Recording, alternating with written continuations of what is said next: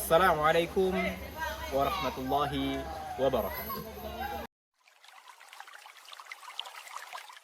أعوذ بالله من الشيطان الرجيم.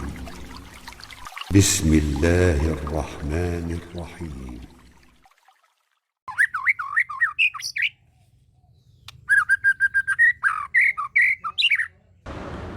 الحمد لله الذي جعل القلم للكتابة والكتابة للقراءة والقراءة لزيادة العلم لله وحده.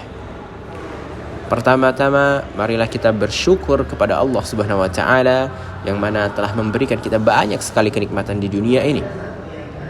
Ada nikmat iman dan juga ada nikmat kesehatan sehingga kita tetap bisa melakukan aktivitas kita sehari-hari.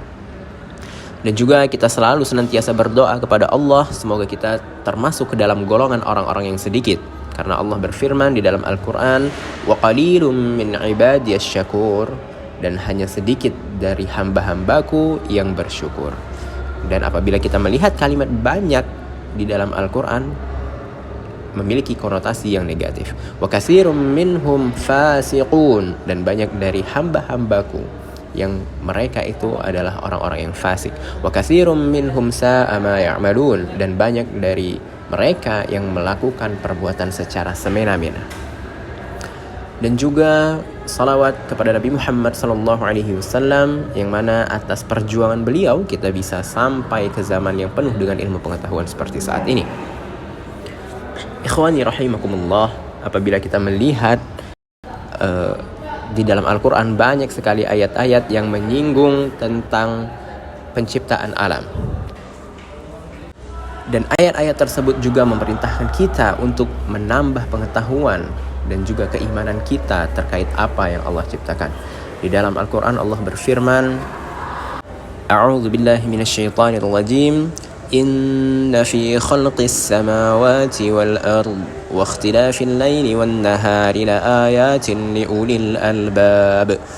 Yang artinya sesungguhnya dalam penciptaan langit dan bumi dan juga pergantian antara siang dan malam memiliki tanda-tanda bagi orang-orang yang ulul albab. Ulul albab ini maksudnya adalah orang-orang yang memiliki ilmu pengetahuan.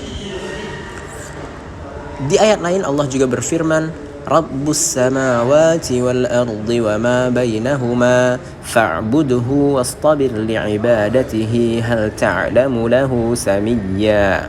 Yang artinya sesungguhnya Allah adalah pemilik atau yang mempunyai langit dan bumi, maka beribadahlah dan menyembahlah kepada Allah dengan penuh kekhusyuan dan juga mengesahkan Allah. Dan apakah kalian punya sesembahan lain selainnya? Oke. Nah, dari ayat tersebut kita bisa paham, bisa memahami bahwa sesungguhnya kita wajib mengesahkan Allah sebagai pencipta langit dan bumi dan juga makhluk hidup yang ada di dunia ini. Nah, namun apabila kita bertanya kepada orang-orang kafir dan orang-orang musyrik ya, tentang terkait penciptaan alam semesta dan penciptaan manusia, maka mereka juga memiliki jawaban yang sama. Di dalam Al-Quran Allah berfirman, wala in sa'altahum man khalaqas samawati wal ard la yaqulunna Allah. Apabila kalian bertanya, apabila ditanya kepada orang-orang kafir atau orang-orang musyrik itu, siapa yang menciptakan langit dan bumi, dan mereka langsung secara spontan mengatakan bahwa Allah lah penciptanya. Namun inilah yang menjadi perbedaan antara orang-orang kafir, orang-orang musyrik dan orang-orang yang beriman. Selain mengetahui siapa pencipta semua yang ada di muka bumi ini dan yang ada di langit, ya, kita juga wajib mengimani dan hanya menyembah kepada Allah Subhanahu wa taala. Dalam Al-Quran Allah berfirman, La tasjudu lil syamsi wala lil qamar wasjudu lillahi alladhi khalaqahunna in kuntum iyyahu ta'budun. Janganlah kalian menyembah kepada matahari dan bulan, tetapi menyembahlah kepada yang menciptakan keduanya kalau seandainya kalian memang orang-orang yang beribadah. Dan juga di akhir kalimat terdapat ayat yang menyinggung perbuatan orang-orang kafir yang menyembah sesuatu yang mereka ciptakan seperti patung-patung dan lain sebagainya. Di dalam Al-Quran Allah berfirman, ayusyrikuna ma la yakhluqu syai'aw wa hum yukhlaqun. Apakah mereka menyembah sesuatu yang mereka ciptakan sendiri sedangkan yang diciptakan itu tidak mampu menciptakan sesuatu. Nah, jadi di dalam ayat-ayat ini kita mengetahui bahwa di sana kita wajib dan diperintahkan untuk hanya menyembah kepada Allah Subhanahu wa ta'ala. Selain untuk meningkatkan keimanan kita juga bisa menambah khazanah ilmu pengetahuan dengan melihat atau belajar dari alam.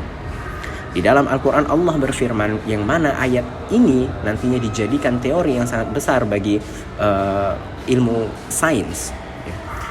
Allah berfirman, awalam yaral ladzina kafaru anna as-samawati wal arda kanata ratqan fafataqnahuma waja'alna minal ma'i kulla syai'in hayyin afala yu'minun.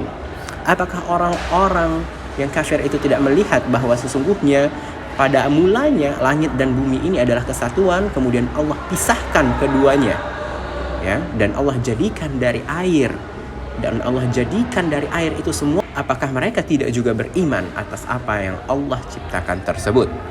Nah, jadi atas dasar ayat ini kemudian muncul teori-teori perkembangan tentang langit dan bumi, yang mana teori tersebut dikenal dengan teori Big Bang nantinya.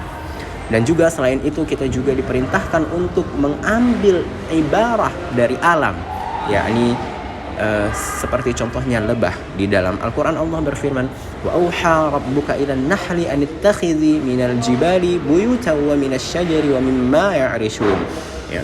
Dan Allah perintahkan kepada lebah untuk membuat rumah-rumah di pohon-pohon dan di apa-apa yang diciptakan oleh manusia, ya. Nah, jadi di sini yang mana nanti lebah itu akan memproduksi madu dan madunya bisa bermanfaat bagi manusia itu sendiri. Nah, jadi di sini kita bisa meningkatkan khazanah ilmu pengetahuan terkait bagaimana penciptaan alam, bagaimana manusia diciptakan, dan bagaimana proses madu itu tercipta dari seekor lebah.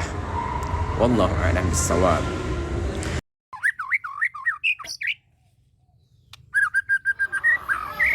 ثم السلام عليكم ورحمة الله وبركاته.